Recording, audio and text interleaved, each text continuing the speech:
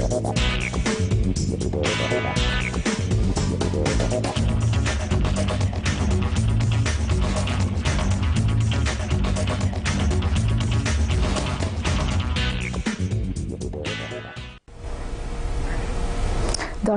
আমন্ত্রণ জানাচ্ছি সিনে বাংলার নিয়মিত আয়োজন আজকে ডক্টর অনুষ্ঠানে আপনাদের সাথে আছি আমি ডক্টর নাসরিন কাদের।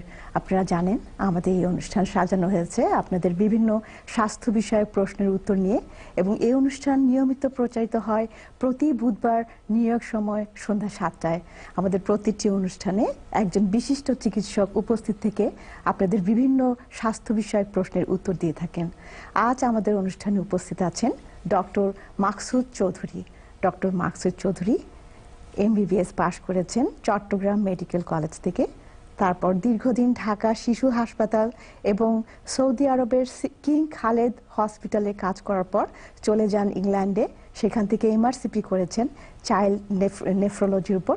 তারপর চলে আসেন আমেরিকায়, রেসিডেন্সি করেছেন লিঙ্কন হসপিটাল থেকে এবং ফেলোশিপ করেছেন পেডিয়াট্রিক নেফ্রোলজি, যেটা হচ্ছে শিশুদের কিডনি বিষয়ক সমস্যা, সেটার উপর ফেলোশিপ করেছেন মাউন্ট সিনাই হসপিটাল থেকে।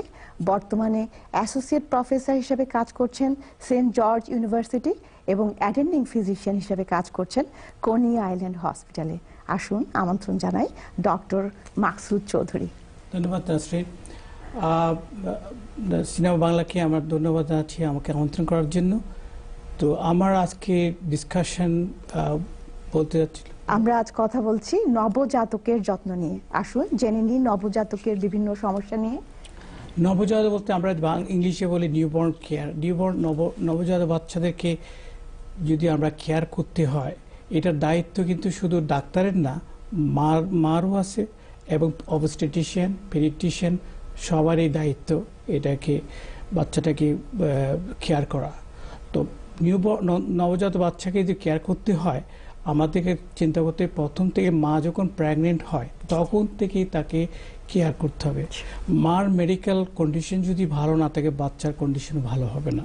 সেজন্য মাকে সুস্থ থাকার জন্য মার medical condition regular check up করা খুবই ইম্পর্টেন্ট।